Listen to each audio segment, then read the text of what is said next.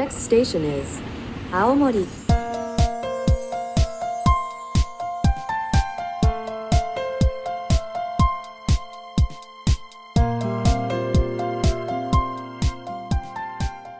Good morning ทุกคนนี่เป็นเวลา7 โมงเช้านะคะเราจะบอกว่าเมื่อคืนจริงเพิ่งแลนด์จากเกาหลีแล้วนี่ก็คือมาต่อเลยนะคะเพราะว่าวันนี้จะไป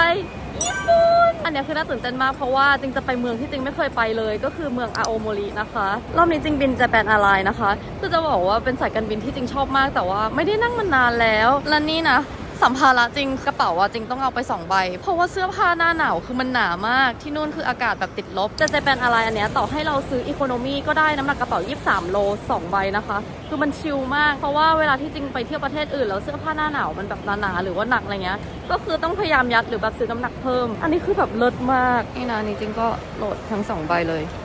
เย่นานี้ผ่านตม.มาแล้วนะคะวันนี้คือทุกอย่างผ่านไปไวมากก็ยังชั่วหน่อยนี่จริงยังมีเวลาก่อนบอร์ดดิ้งประมาณนึงก็เลยเดี๋ยวจะไปลาวน์นะคะคือไฟล์อันนี้ที่จริงจะบินเนี่ยมันเป็นแบบไปลงที่ฮาเนดะแล้วก็เดี๋ยวไป connecting flight เพื่อไปที่อาโอโมริบิน5 ชั่วโมงแล้วก็ connect flight ประมาณ2 ชั่วโมงอะไรอย่างนี้นะคะวันนี้ก็เลยจะมีเวลาให้นอนหน่อยเพราะว่าจริงบินแบบจีนแล้วก็เกาหลีแล้วก็นี่มาญี่ปุ่นตอนนี้คือล้ามากอันนี้คือลาวน์ของ Japan Airlines นะคะซากุระลาวน์อยู่ที่คอนคอร์ดดีถ้าใครซื้อตั๋ว Economy ก็สามารถเข้าแบบ Paid Lounge ได้จริงไม่เคยมาเพิ่งรู้ว่าเขามีให้สั่งเป็นเมนูอย่างนี้เลยทุกคนแป๊บเขาบอกว่ามาลาวน์นี้ต้องกินข้าวแกงกะหรี่นะคะจริงก็เลยจะชิมดูแล้วก็มีตักของเพิ่มอีกนิดนึงเพราะหิวมาก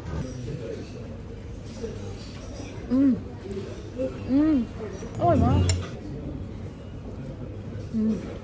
ยูข้าวแกงกะหรี่อร่อยมาก wanna try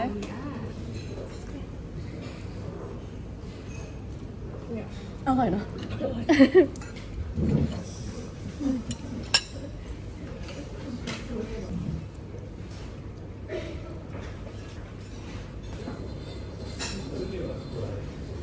ปกติจริงไม่ค่อยกินพวก instant noodle นะแต่ว่าเมื่อกี้เห็นคนญี่ปุ่นกินเลยแบบทนไม่ไหวเพราะว่าที่กลับมาจากเกาหลีอะแบบเมื่อวานจริงไม่ได้กินข้าวเยอะขนาดนั้นก็เลยหิวมาก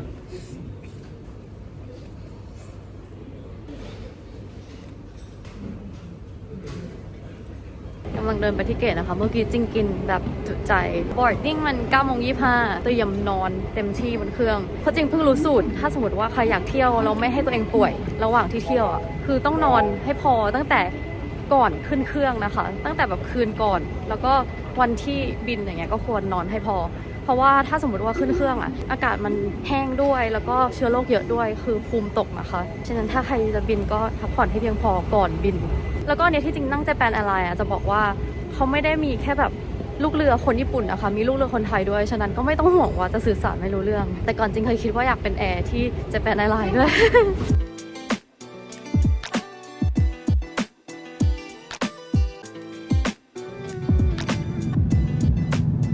ทุกคนนี่ถึงฮาเนดะแล้วนะคะเมื่อกี้จริงหลับอย่างเดียวเลยกินข้าวแล้วก็นอนแล้วคือนอนสบายมากเพราะเหมือนองศาการแบบเอียงเก้าอี้อะไรเงี้ยมันพอดีก็เลยหลับยาวมาอันนี้คือมาถึงฮาเนดะแล้วก็ต้องทำคัสตอมก่อนนะคะก็คือคัสตอมแล้วรับกระเป๋าแล้วก็มาเช็คอินโดเมสติกเช็คอินอันนี้ก็ดรอปกระเป๋าเรียบร้อยนะคะแล้วเดี๋ยวจะต้องนั่งชัตเติลบัสไปที่เทอร์มินอล 1แล้วตั๋วที่มาอันนี้ต่อให้เราไปอาโอโมริตั๋วที่เรามาเนี่ยก็จะราคาเท่ากับโตเกียวนะคะเพราะว่าเขาอินคลูดทุกอย่างไว้เรียบร้อยแล้วเราไม่ได้ต้องจ่ายอะไรเพิ่มเดี๋ยวจึงไปรอขึ้นเครื่องไฟ20:55อินก่อนขึ้นเครื่องนะคะ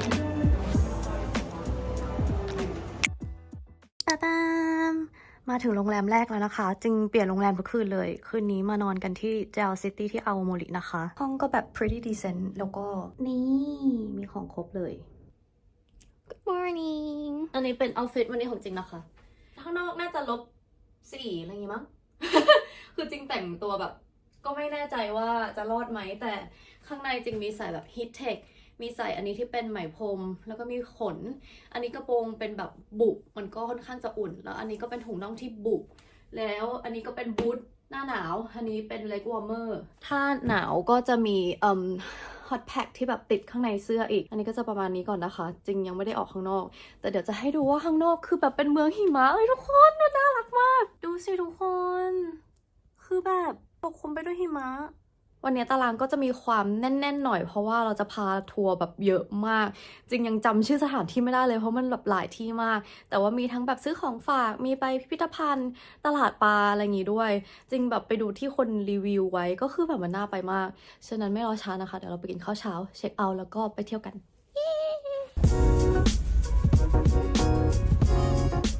อันนี้เรามากันที่เนบูตะมิวเซียมนะคะเดี๋ยวเราไปซื้อทิกเก็ตแล้วก็เข้าไปข้างในกันจะบอกว่าจากการที่จริงดูหลายๆอย่างของอาโอโมริก็คือเขามีมิวเซียมเยอะมากนะคะเป็นเมืองที่ยังไม่ทัวริสต์ขนาดนั้นแต่ว่ามีพิพิธภัณฑ์มีที่ท่องเที่ยวเยอะมากนี่นะคะตั๋ว620 เยนอย่างอันนี้คือเป็นงานของเด็กๆนะคะแล้วเขาทำออกมาเป็นอย่างนี้เลยเจ๋งมากอ่ะอันนี้คือเป็นการจำลองพาเหรดที่เขาเอาไว้เซเลบรตตอนหลังจบซัมเมอร์ของที่นี่นะคะนี่นะคะอันนี้คือพาเหรดที่เขาจัดทุกปีอันนี้แบบของจริงเมื่อกี้จึงถามว่าปกติคนแบบเข้าร่วมอีเวนต์นี้แบบเยอะแค่ไหนเขาบอกว่าโดยรวมก็คือทั้งคนที่จอยในพาเหรดแล้วก็คนที่รับชมอ่ะคือเขาจัดประมาณ6 วันมีทั้งหมด 2.5 ล้านคนเยอะมากเขาเริ่มมาตั้งแต่ประมาณปี 1,600 1,700 นะคะแล้วก็อันนี้เป็นรูปสมัยปี 1,900 something Oh, customize it? โอ้ว้าวเอาจริงทุกคนเครื่องนี้คือสนุกมากนะ โอ้ทุกคนอันนี้คือของจริงนะคะใหญ่มากเขาบอกว่าสูงประมาณ5 เมตรแล้วก็หนักประมาณ5 ตันกว้าง7 เมตรเขาใช้สเก็ตช์แบบ 2D เท่านั้นนะคะแล้วก็สร้างเป็นผลงานแบบนี้นะคะเขาไม่ได้มีการใช้แบบ 3D โมเดลใดๆเลยอันนี้คือที่ชนะรางวัลปีที่แล้วนะคะคือเป็นวัฒนธรรมที่แบบ going strong มากๆมาเป็นแบบร้อยปีแล้วเขาก็ยัง carry อยู่ทุกๆปีนะคะอันนี้เราสามารถจับตัวนี้ได้นะคะคือเขาบอกว่ามันทำมาจากกระดาษของญี่ปุ่นเอาจริงๆมันค่อนข้างจะแบบเปราะบางมากนะแต่ว่าเขาก็เพ้นมาแบบ neatly อย่างอันนี้ก็เป็นผลงานของศิลปินแต่ละท่านนะคะแบบสไตล์ของเขาจะต่างกันนิดนึงอันนี้เขาโชว์ให้ดูว่าแต่ก่อนอะคือเขาจะใช้เป็นไม้ไผ่ในการทำโครงสร้างนะคะแต่ว่าเดี๋ยวนี้เขาใช้เป็นลวดประมาณนี้แล้ว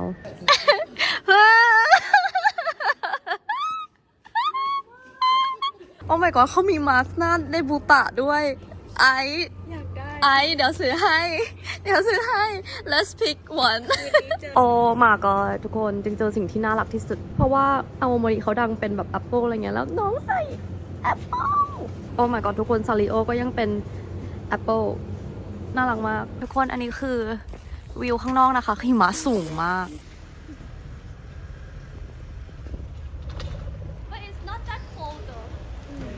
โหวิวแบบสวยมากแล้วก็อันนี้คือ Air Factory นะคะแบบเขาขายของฝากของแบบขนมใดๆที่นี่เดี๋ยวเราจะเข้าไปดูข้างในกันโอ้ my ทุกคนมาช้อปปิ้งกันทุกคนอันนี้คือสายพันธุ์แอปเปิลที่เมืองอาโอโมรินะคะมันแบบมีเยอะขนาดนี้เลยนี่ก็คือน้ำแอปเปิล สารพัดน้ำแอปเปิลอันนี้แอปเปิลเจลลี่ขนมแล้วเขาก็มีแบบร้านไอติมมีอาราริงโกอย่างนี้คาเฟ่คือที่นี่ขนมแบบวาไรตี้มากนะคะอันนี้ก็แบบเอาแอปเปิลมาทำเป็นกุหลาบอย่างอันนี้เป็นเซมิดราแอปเปิลนะคะแล้วเขาก็แบ่งตามสายพันธุ์เหมือนกันมีการบอกด้วยว่าแต่ละสายพันธุ์รสชาติแบบไหนอันนี้เป็นชาแอปเปิลนะคะแล้วก็อันนี้คือใช้แอปเปิลจริงๆเลยกลิ่นก็จะหอมมากนี่นะคะเขาแบบทำนี้อ๋อนี่อันนี้เป็นพายอบสดๆนะคะทุกคนรู้ไหมว่าจริงห่วงเรื่องกินแค่ไหนจริงถามเขาว่าเราจะออกจากที่นี่กี่โมงเพื่อที่จะได้เผื่อเวลามาชิมให้ทุกคนดูจ้าอันนี้เป็นตัวแอปเปิลเมื่อกี้นะคะแต่ว่าเราให้เขาตัดแบบนี้แล้วก็แอปเปิลพายอันนี้นะคะ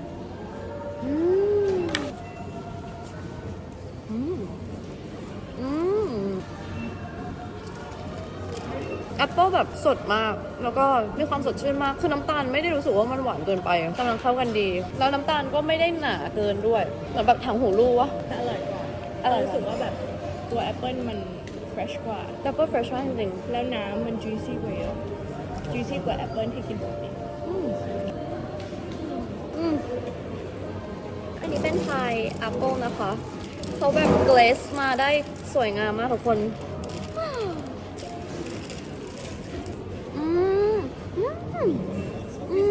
พายหอมมากแบบเนยเขาหอมมากทุกคนแล้วก็แอปเปิลไม่ได้หวานเกินไปอร่อยอ่ะดูขนมปังที่พายคืออร่อยมากอันนี้เรามาที่นกเกต้งตลาดปลานะคะเป็นแบบของกินมากมายคือทุกคนจะบอกว่าที่เนี่ยระบบของเขาก็คือเราไปซื้อคูปองมานะคะคู คูปองเดี๋ยวจริงจะขึ้นราคาว่ามันเท่าไหร่ก็จะมีคูปองอันนึงสำหรับข้าวเราก็รับข้าวมาแล้วเราก็เดินไปตามร้านเราก็ดูว่าปลาที่เราอยากทานเนี่ยเป็นกี่คูปองแล้วเราก็แลกมานะคะแล้วเราก็คัสตอมไมซ์ได้เลยว่าเราจะกินยังไงบ้างร้านเขาก็จะมีแบบทั่วๆอย่างนี้เลยก็เดินดูแล้วก็เดินเลือกอันนี้เรามาตอนกลางวันคนเยอะมากนี่อย่างอันนี้คือเรามีกี่คูปองคะ11คูปองเพราะว่าอันนึงใช้สำหรับไรซ์ไปแล้ว12คูปองก็คือ 2,000 เยนนะคะโอ้ my god ทุกคนดูโฮตาเตะเขาบอกว่าที่นี่แบบดังโฮตาเตะด้วยน่าอีทมากอันที่เขากำลังคีบเลยแหละนี่ これ2枚です。いいですか。はい、大きいやつ。ใครไม่ทานปลาดิบเขาก็มีฝั่งที่แบบเป็นอาหารทอดหรือว่ากับข้าวแบบนี้นะคะจะอันนี้คือข้าวของจริงที่จริงเลือกคัดสรรมานะคะ กุ้ง1คูปองไข่1คูปองชิโทโร่2มั้งโฮตาเตะ1อันนี้1อุนิ2มิโซะ1อันนี้ของเพื่อนนะคะแล้วก็นี่คนญี่ปุ่นเขาเลือกนี้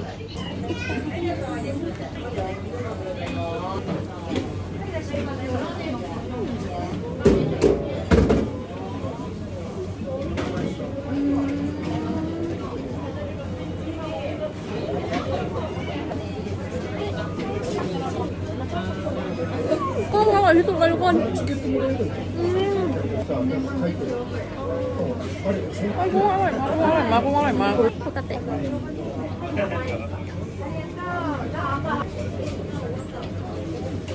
จริงว่ามันแบบมันไม่ได้หนาวขนาดนั้นนะมันมีหิมะเยอะแต่ว่ามันก็โอเคแล้วก็วันนี้หิมะก็มีตกแค่นิดเดียวจริงๆอันนี้เรากำลังเดินไปที่สะพานกันนะคะเมื่อกี้เรานั่งรถมาประมาณชั่วโมงหนึ่งนะคะแล้วก็เดี๋ยวเราจะมาดูสะพานอันนี้เขาบอกว่าเป็นอีกแลนด์มาร์คหนึ่งที่ควรมาเพราะว่ามันเป็นสะพานไม้ที่ยาวที่สุดในญี่ปุ่นแล้วก็วิวสวยมากคือตอนเนี้ยหิมะปกคลุมหนามากนะคะปกติวิวก็จะประมาณนี้เลยแล้วก็จะมีภูเขาด้วยนี่นะทุกคนเป็นสะพานไม้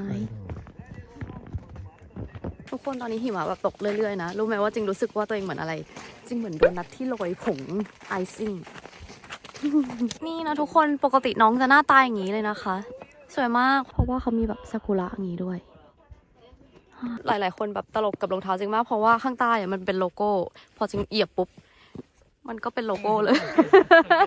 นี่ทุกคนเรามาแวะแบบมาร์เก็ตอะไรนะคะอันนั้นคือแอสปารากัสทุกคนอันนั้นคือแอปเปิลนะคะแอปเปิลโดนหิมะกลบนะคะอันนี้ก็แบบเป็น farmer market นะคะเป็นแบบ farmers market แบบน่ารักผลไม้ใดๆก็แบบมีครบเยอะมาก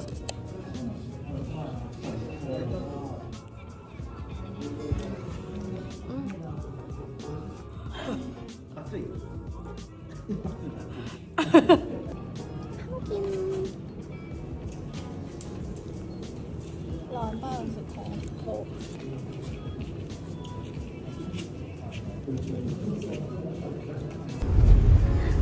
ฟ้าเปิดแล้วทุกคนเห็นภูเขาไหมอันนั้นแบบใหญ่มา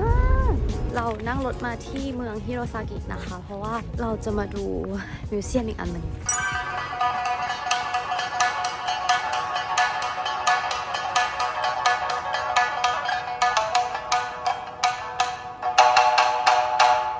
プロペイにロイコンパイซึ่งจัดขึ้นเพื่อปลดปล่อยความหวังที่มากัดขวาง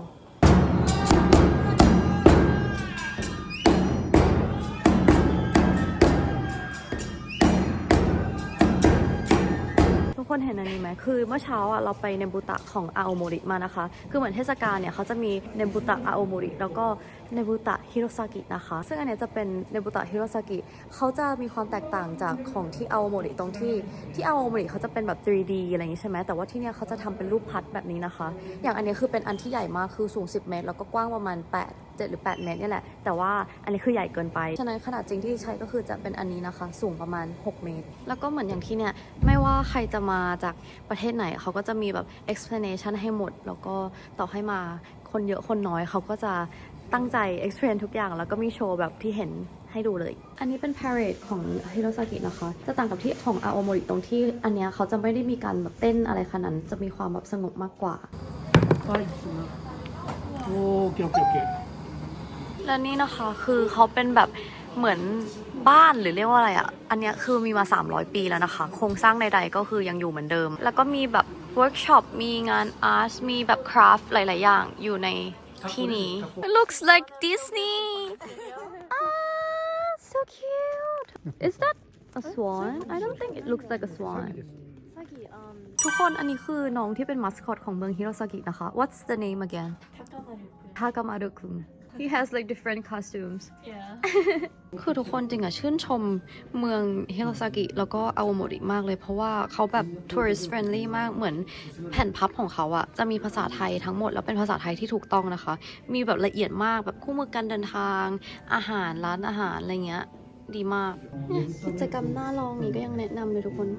เฮ้ยน้องแต่งตัวเป็นเจ้าหญิงและอันนี้เขามีให้เช่าบูธด้วยนะคะเป็นแบบฟรีถ้าใครแบบอยากไปเดินเล่นแต่ว่ารองเท้าแบบไม่สะดวกต่อการเดินบนหิมะอันนี้คือฮิโรซากิพาร์คนะคะเขาจะมีการเปิดไฟอย่างนี้ให้เหมือนเป็นแบบต้นซากุระดูเป็นภาพที่แบบโรแมนติกมากเลย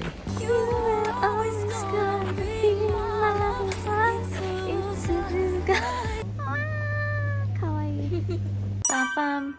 เปลี่ยนบรรยากาศนะคะ อันนี้เป็นโรงแรมที่จริงจะนอนคืนนี้ คือจริงนอนแยกกับเพื่อนแล้วจึงได้เป็นห้องที่เขาบอกเป็นห้องพิเศษนะคะ ชื่อว่าโทกิ อันนี้เป็นห้องน้ำมีห้องอาบน้ำชักโครกที่นี่เขาก็มีออนเซ็นนะคะ แล้วจุดเด่นของออนเซ็นที่นี่ก็คือจะมีลูกแอปเปิลลอยอยู่แบบนี้เลย Good morning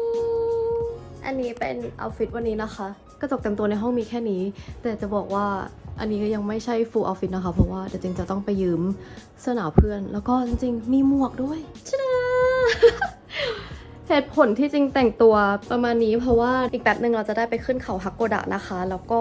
มีการขึ้นแบบโรปเวย์ดูวิวสวยๆ แล้วก็ไปถ่ายรูปกับ Snow Monster กัน ตอนที่จริงเล่าว่าจริงจะไปอาโอโมริให้หลายๆคนฟังแล้วจริงพูดว่าอันที่มันมี Snow Monster อ่ะคือหลายๆคนรู้จักแต่จริงอ่ะไม่เคยแบบได้ยินอะไรอย่างนี้มาก่อนก็เลยแบบมีหลายคนเคยเห็นอันนี้ ฉะนั้นเดี๋ยววันนี้จะพาไปให้เห็นกับตาเนื้อนะคะ แต่ว่าก่อนอื่นเดี๋ยวเราไปกินข้าวกันก่อนนี่นะคะ breakfast ญี่ปุ่นมากๆอันนี้คือปริมาณคนที่ยืนรอขึ้นโรปเวย์นะคะ มีแต่คนมาเล่นสกีทุกคนดู snowflake คือจริงๆมันควรใส่เป็นแบบเสื้อที่เอาไว้กันหิมะอะไรอย่างนี้นะแต่ว่าถ้าเป็นเสื้อขนอ่ะมันถ่ายรูปน่ารักกว่าแต่ตอนนี้หิมะเริ่มตกเยอะแหละทุกคนคือแถวอันเนี้ยมันดูไม่ค่อยขยับใช่ไหมเมื่อกี้จริงก็เลยถามเขาว่าเคเบิลคาร์เนี่ยมันรองรับกี่คนเพราะว่าแถวมันดูนิ่งเขาบอกว่าจริงๆมันรับ100 คนนะคะฉะนั้นพอหายไปปุ๊บมันก็จะหายไปเยอะเลยเราใกล้ความจริงแล้วนะคะเรามาถึงประมาณ9:10นี่ก็รอประมาณชั่วโมงนิดๆแต่อันนี้เขาถือว่ายังรอแป๊บเดียวนะคะเพราะว่ารอบที่แล้วที่มีคนมารอประมาณ3 ชั่วโมง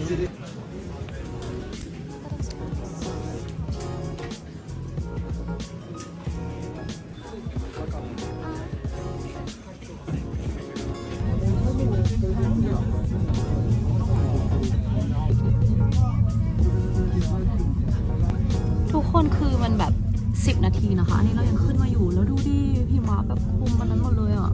ทุกคนโห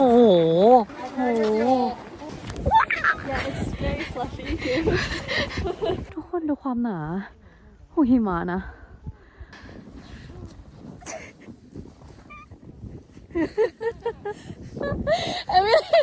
I'm diving in snow นี่นะคะทุกคนอันนี้คือ Snow Monster น้องอ้วนนะคะวันนี้เพราะว่าหิมะเยอะจริงดูในรูปแล้วน้องไม่ได้อ้วนขนาดนี้นะ It's very cold Yeah my hands freezing I cannot stand up I was trying to the rescue The rescue was so good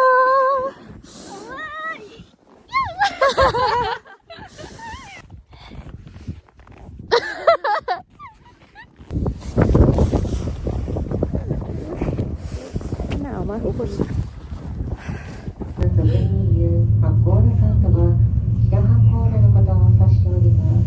เรามากินข้าวกันนะคะห่างจากฮักโกดะโรปเวย์ไม่นานแต่ทุกคนอันเนี้ยคือหิมะที่สูง5 เมตรนะคะแล้ววิวแบบเวอร์มากอันนี้ของจริงเป็นโซบะนะคะ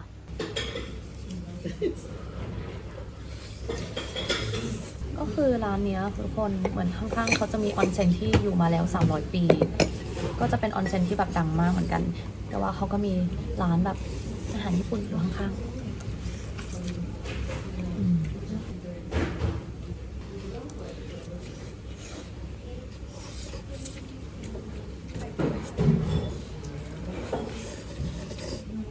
มาโรงแรมใหม่นะคะ อันนี้จะเป็นโรงแรมสุดท้ายแล้ว เขาบอกว่าโรงแรมเนี้ยเป็นหนึ่งในโรงแรมที่จองยากที่สุดนะคะ ส่วนนี้คืออยู่ตรงล็อบบี้โรงแรมนะคะ เป็นกระจกแบบกว้างให้เห็นหิมะอย่างงี้ ถ้าเป็นตอนหิมะตกเขาบอกว่าสวยมาก และนี่คือบัลคอนี่ของฝั่งเวสต์วิงนะคะ สวยมากทุกคน อันนี้เขาพามาชมห้องสวีทโอ้ my god ใหญ่มาก อันนี้ห้องนอน Oh my god so there are 2 bedrooms and private onsen here onsen ชมวิวอย่างนี้นะคะ ส่วนอันนี้คือห้องจริงนะคะวิวสวยมากโหคือห้องจริงจะเป็นห้องที่เป็นแบบ river view อย่างนี้นะคะ จะมีเห็นแม่น้ำอย่างนี้เลยและหิมะก็ตกด้วยแต่พื้นที่ในห้องกว้างมากนะมีแบบโต๊ะตรงนี้ทีวีมีโซฟาแล้วก็เตียงห้องสวีทเมื่อกี้เช็คราคามาแล้วเขานับเป็นหัวนะคะเพราะมันจะ include breakfast กับ dinner ด้วยคนละประมาณ 20,000 กว่า minimum เริ่มที่2คนแล้วก็สามารถแบบเพิ่มคนมาอีกได้แล้วก็ที่โรงแรมจะมีทัวร์นะคะก็คือเดี๋ยวเขาจะมีทัวร์รอบๆโรงแรมเป็นแบบข้างนอกอะไรอย่างนี้ฉะนั้นเดี๋ยวตอน 6 โมงเย็นจึงลงไปกินข้าวของโรงแรมแล้วก็ 2 ทุ่มเราจะไปทัวร์กันเขาบอกว่ามันสวยมาก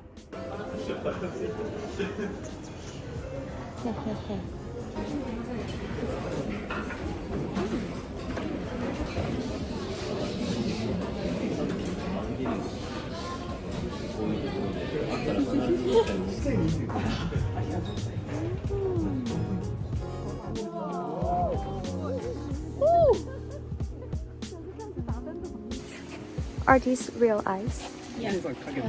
It's natural อันนี้เป็นสปอต2ที่เขามาให้ดูนะคะ นี่คือน้ำตกที่แข็งตัวนะคะ Good morning ทุกคนก็คืออันนี้เป็น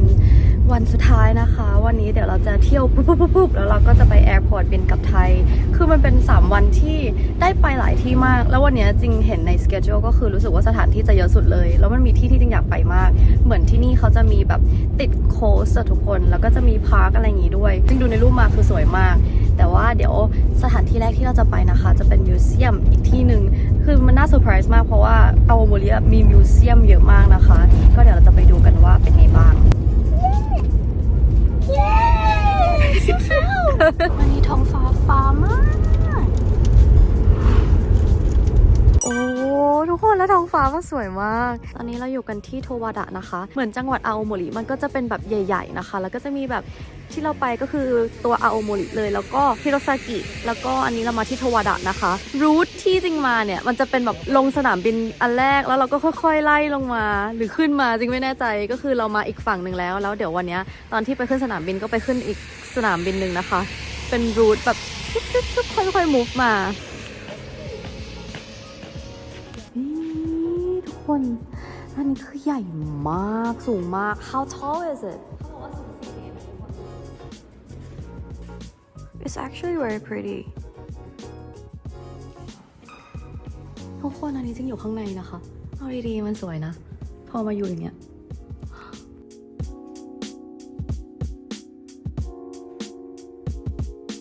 นี่เรียกว่า Bridge of Light นะคะ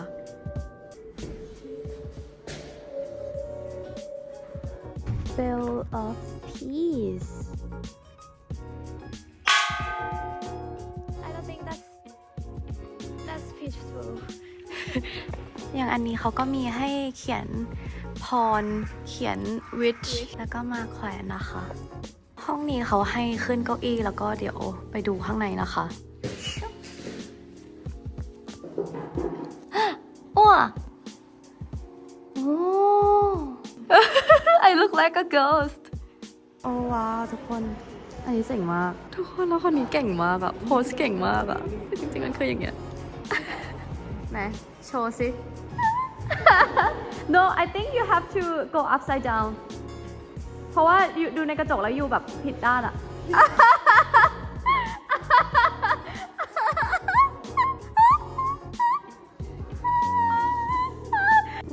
ก็เขามีของขายนะคะแบบพวกโซวีเนียอะไรอย่างนี้คือจะบอกว่าจริงๆข้างนอกอ่ะมี exhibition ของอันนี้ที่แบบใหญ่ๆเลยนะคะแต่ว่าเพิ่งรู้ว่าเขาอ่ะไม่ได้ให้ถ่ายแบบเผยแพร่อะไรนะคะถ้าสมมติว่าใครถ่ายรูปอะไรเงี้ยจริงๆก็ควรจะส่งไปให้เขา approve อะไรอย่างงี้ก่อนต้องให้เขาอนุญาตก่อนนะคะถึงจะโพสต์ได้ทุกคนที่นี่คือแบบน่ารักมากอ่ะเหมือนแบบ exhibition แต่ละอย่างเขาก็จะมีความให้เราเข้าไปมีอินเทอร์แอคชั่นใดๆอะไรอย่างนี้นะคะแล้วแบบข้างนอกอย่างเงี้ยคือบรรยากาศก็แบบดีมากจริงชอบมากเลยทุกคนมันแบบน่ารักมากแบบ so cute แล้วก็มีอันนี้ด้วยทุกคนน้องแบบน่ารักนะที่นี่ก็เป็นศาลเจ้าที่ใหญ่สุดนะคะแล้วอยู่ๆหิมะก็ตกเยอะมากทุกคนตรงเขาบอกว่ามีแบบสมบัติของชาติอยู่ด้วยอันนี้เขาให้ล้างมือก่อนนะคะ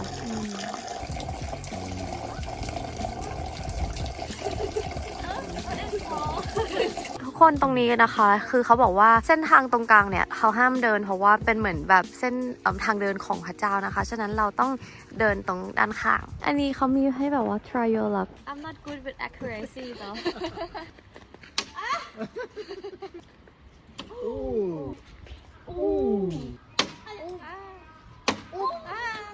It's okay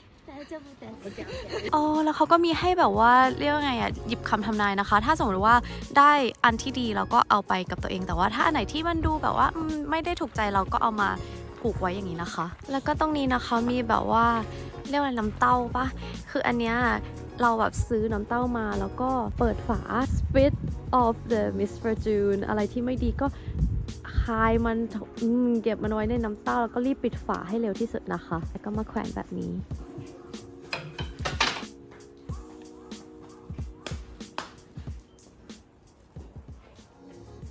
คำทำนายเขาก็มีทั้งที่เป็นกระดาษอย่างนี้นะคะแล้วก็เดี๋ยวนี้คือเขาจะมีเป็นแบบ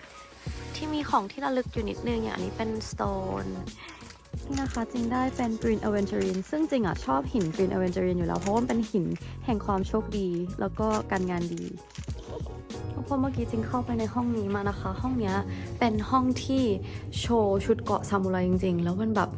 มัน fascinating มากมันชุดเกราะบางชุดเนี่ยก็คือทำมาตั้งแต่ปี 1,200 กว่านะคะน้ำหนักประมาณ30 โลแล้วก็มีดาบซามูไรให้เห็นด้วยอันนี้ก็คือเป็นที่แบบเขาทำเลียนแบบให้เห็นประมาณนี้นะคะแต่ของจริงเหมือนแบบก็จะมีความแบบใช้วัสดุแบบเหล็กมีเชือกอะไรเงี้ยคือดีเทลเยอะมากแต่ว่าอยู่มาแบบหลายร้อยปีมากก็คือเป็นอย่างนี้เลยทุกคนของจริงคือเจ๋งมาก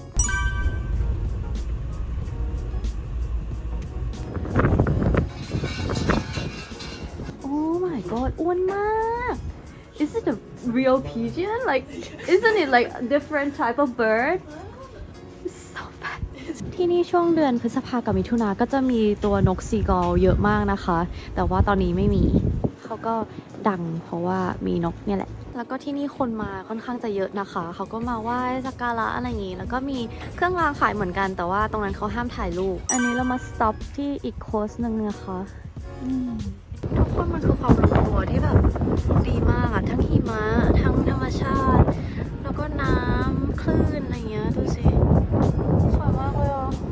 สวยมากสวยมากนี่นะคะ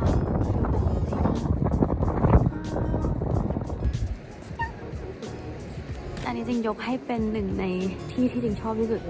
เพราะว่าวิวมันสวยมากๆสงบถ่ายรูปก็สวยแต่ก็ลมแรงแล้วก็หนาวหน่อยนะคะ ทุกคนนั่นคือทะเลแต่เราไม่ได้แวะนะคะทุกคนตอนแรกจริงนึกว่าเราจะไม่ได้แวะนะคะเพราะว่าเขาบอกว่าเราจะไปกินข้าวกันเลยแต่ว่าคนขับแวะนะคะโอ้ my god ทุกคนบ้าไปแล้วนี่สวยมาก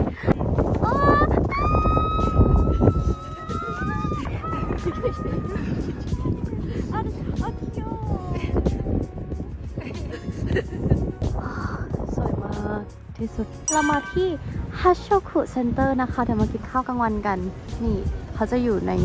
ตึกนี้ที่นี่เขามีของสดพวกซีฟู้ดขายเยอะมากนะคะทุกคนคือมีหลายร้านเลยเป็นแบบตลาดปลาด้วยแล้วบางร้านเนี่ยเขาจะมีเป็นถาดที่เขาจัดแบบนี้นะคะเราสามารถเลือกเซตตามที่เราชอบเราไปโซนปิ้งย่างบาร์บีคิวของเขาแบบนี้ได้เลยนอกจากนั้นเขาก็มีร้านอาหารเยอะมากนะคะของกินแบบจัดเต็มมากจริงๆแล้วก็มีขายพวกขนมของฝากอย่างนี้ด้วยมีครบทุกอย่างเป็นศูนย์อาหารที่แบบครบนี่นะคะจริงกินเป็น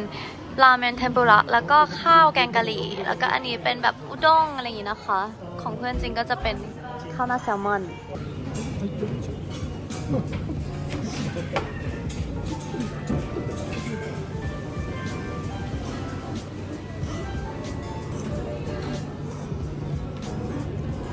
What has been your favorite dish so far? It's warm.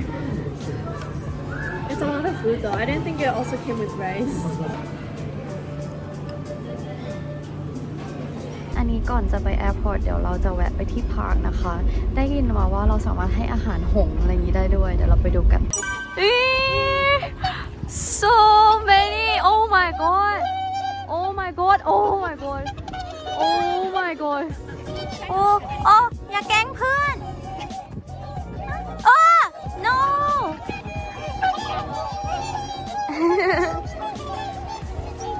โอ้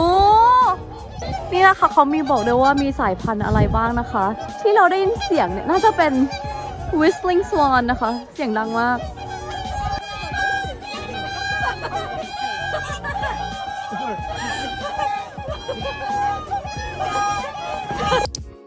โอเคทุกคนตอนนี้เรามาที่แอร์พอร์ตแล้วนะคะ อันนี้เรามาที่มิซาวะแอร์พอร์ตแล้วก็เดี๋ยวบินไปฮาเนดะแล้วก็บินกลับแบงคอกนะคะทริปนี้เป็นไงบ้าง 5 ดาว 5 ดาวใช่คือมันสนุกมากรู้สึกว่าเป็นเมืองที่มีอะไรหลายอย่างน่า explore มากๆ culture ก็ดีอาหารก็อร่อยแอปเปิลก็อร่อย คนน่ารัก คนน่ารักมาก very like tourist friendly พร้อมช่วยเหลือ ถูกต้อง พยายามพูดภาษาอังกฤษและพูดภาษาไทย เมืองเขาเหมือนจัดผังเมืองไว้ดี ผังเมืองดีมาก rest area เยอะ มี bathroom everywhere แล้ว bathroom ห้องน้ำที่นี่สะอาด สะอาด ทั้งหมดนะคะ ยังไม่เจอห้องน้ำแย่เลย ถ้าสมมติใครแบบต้องแวะเข้าห้องน้ำบ่อยๆ จะแวะที่ convenience store อะไรอย่างเงี้ยก็แวะได้เลยคือมันสะอาดมาก ใช่ มันจะเป็นแบบ automatic แบบไอตัวที่มีเครื่องกันนะคะ ก็คือต่อให้มาหน้าหนาวเงี้ยชักโครกเขาที่รองนั่งก็อุ่นนะคะ แล้วก็โดยรวมคือ